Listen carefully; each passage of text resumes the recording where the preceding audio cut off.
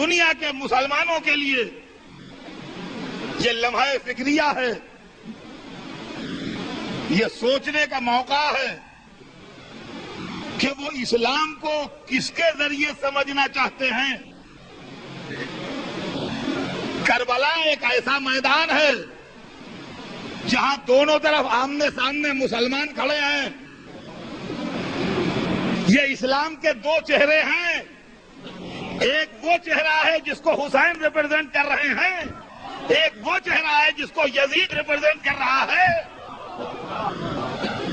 یہ اسلام کے دو چہرے ہیں۔ اب آپ کس کو اصلی اسلام سمجھتے ہیں؟ اس اسلام کو جو یزید پیش کر رہا ہے یا اس اسلام کو جو حسین پیش کر رہے ہیں؟ مسلمانوں کو اختیار ہے اسلام فہمی کے لیے، چاہے یزید کو رہنما بنا کے آگے بڑھو، چاہے حسین کو رہنما بنا کے آگے بڑھو۔ آج مسلمانوں میں بہت سے فرقے ہیں، بہت سے نظریے ہیں، بہت سی فکریں ہیں، بہت سے گروپ ہیں۔ میں مانتا ہوں، میں کہتا ہوں پچھلے پیروں چلو، یوں چلو، 15ویں صدی میں ہو، 14ویں میں جاؤ، 13ویں صدی میں جاؤ، 12ویں، 10ویں، 8ویں، 6ٹھی، 4تھی، تو جتنا پیچھے گھٹتے جائیے گا اتنا فرقے گھٹتے جائیں گے۔ جتنا پیچھے پلٹتے جائیے گا اتنا فرقے گھٹتے جائیں گے، یہاں تک کہ محرم سن 61 ہجری میں جب آپ پہنچیے گا تو اب 2 ہی گروپ رہ جائیں گے۔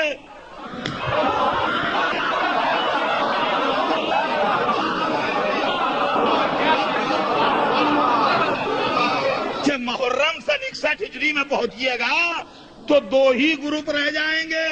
ایک گروپ وہ ہے جس کو حسین ریپرزینٹ کر رہے ہیں، دوسرا گروپ وہ ہے جس کو یزید ریپرزینٹ کر رہا ہے۔ اب آپ حسین کو لے کے رسول کے پاس جانا چاہتے ہیں کہ یزید کو لے؟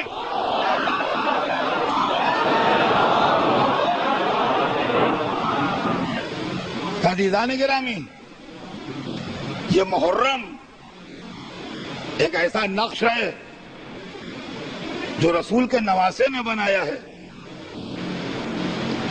اور اسی لیے اپنی نوعیت کے اعتبار سے، اپنے اثر کے اعتبار سے، اپنی کشش کے اعتبار سے، اپنی جاذبیت اور اٹریکشن کے اعتبار سے یہ دنیا کا بے مثال واقعہ ہے۔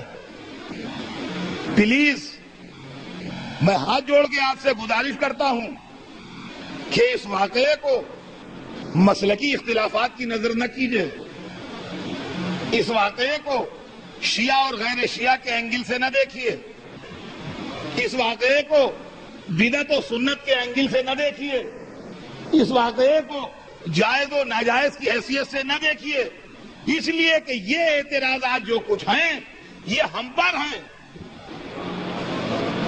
دیکھیے واقع جو لوگ اعتراض کرتے ہیں، میں دیکھیے آپ میرے ساتھ رہیے تو آپ کی سمجھ میں بات آ جائے گی کہ بھائی یہ طریقہ بیان غلط ہے، تو یہ ہمارا بیان ہے نا، تو اس کا مطلب مرزا محمد اطہر ایک غلط آدمی ہے جو غلط طریقے سے بیان کرتا ہے، واقعے پر تو اس کا اثر نہیں پڑتا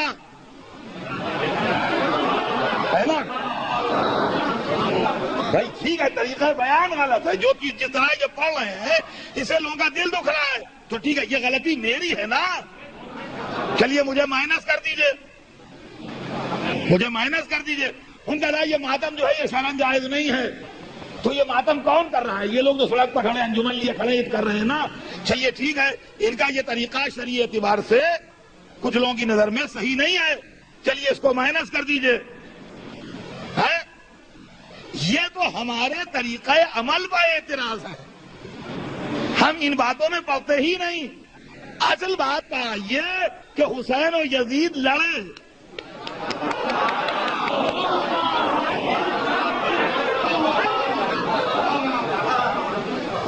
اب بھائی جو نظر دلوا رہے ہیں وہ غلط کام کر رہے ہیں، چلو ٹھیک ہے، کھچڑا جنہوں نے پکایا ان کو نہیں پکانا چاہیے، جنہوں نے سینہ زنی کی ان کو نہیں کرنا چاہیے، میں نے جس طرح تقریر کی اس طرح مجھے نہیں کرنا چاہیے، لیکن یہ سب ادھر کی باتیں ہیں نا، یہاں پر کی اصلی معاملہ جو ہے اس کی بات کیجئے کہ حسین و یزید لڑے محرم سن 61 ہجری میں کربلا میں، تو اب یہ بتا دیجئے اتنا ارشاد ہو کہ ان دونوں میں حق پا کون تھا؟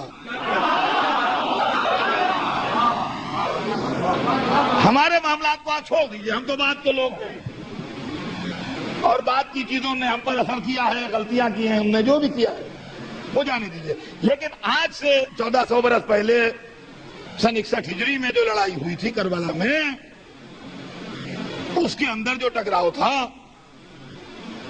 وہ محمد کے نواسے اور ابو سفیان کے پوتے کے بیچ میں تھا۔ تو پلیز اپنا ووٹ داخل کیجئے، آپ ابو سفیان کے پوتے کے فیور میں ہے کہ محمد کے نواسے کے فیور میں؟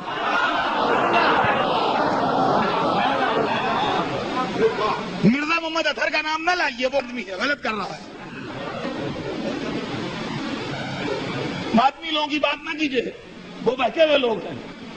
نظر نیاز دلوانے والوں کی بات نہ کیجئے، وہ صراط مستقیم سے ہٹ گئے، چلو ٹھیک ہے جانے دیجئے۔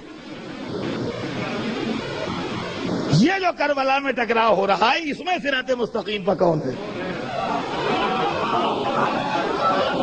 ابو سفیان کا پوتا یا محمد کا نواسا؟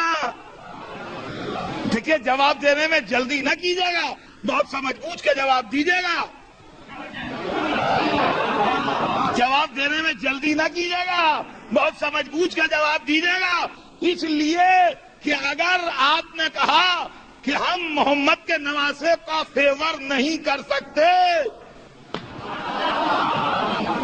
تو مسئلہ یہ پیدا ہوگا کہ قرآن نے جس کو ابن رسول کہا اور رسول نے جس کو جنت کے جوانوں کا سردار کہا،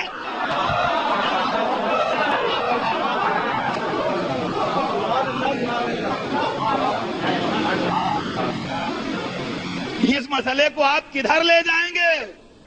اور اگر آپ نے کہا کہ نہیں ہم تو امام حسین کا فیور کرتے ہیں اور یزید غلط تھا، تو یہ بھی بات بہت بڑی ہے، جلدی سے نہ کہہ دیجیے گا، اس لیے کہ فوراً دوسرا کوشچن اٹھے گا کہ سربراہ ملت اسلامیہ رسول کے 50 برس کے اندر اندر ایک غلط آدمی بن گیا، چلو گرمہم بنو۔ اس لیے کہ آج کی دنیا میں جب اسلام کے متعلق ہر ایک کی نظریں اٹھ رہی ہیں کہ اسلام کیا ہے اور اسلام نے کیا سکھایا ہے اور اسلام نے کون سی تعلیم دی ہے، تو کون سا اسلام مناسب رہے گا دنیا کے سامنے پیش کرنے کے لیے؟ یزیدی اسلام یا حسینی اسلام؟ توجہ چاہتا ہوں عزیزان گرامی، آج کی دنیا کے سامنے پیش کرنے کے لیے کون سا اسلام آپ اچھا سمجھتے ہیں؟ یزید والا اسلام پیش کیا جائے یا حسین والا اسلام پیش کیا جائے؟ یزید والا اسلام کیا ہے؟ یزید والا اسلام ہے طاقت کے زور پر اپنی بات کو منوانا۔ جھگڑا کیا تھا حسین و یزید میں؟ یزید کہتا تھا میری بیعت کرو، یعنی مجھے ملت اسلامی کا سربراہ مانو، اسلام کا سب سے بڑا مجھے مانو، خلیفۃ المسلمین مجھے مانو تو زندہ رہو،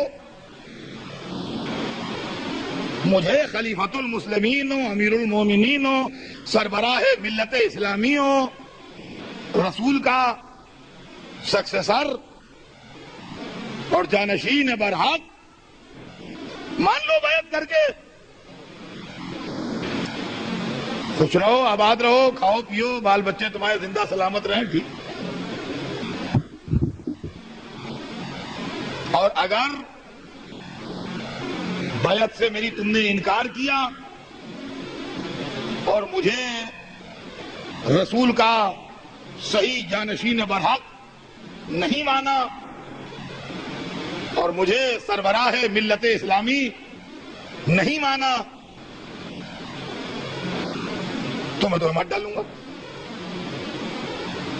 دیکھیے پہلے تو یہاں کے اوپر آپ قرآن کو لائیے کہ لا اکراہ فی الدین، دین میں جبر نہیں ہے۔ بیعت یزید اگر دین ہوتی تو حسین پر جبر نہ کیا جاتا، بیعت لینے میں جو جبر کرے سمجھ لیجئے دین سے ہٹ کے چل رہا ہے۔ صلوات بھیجیں محمد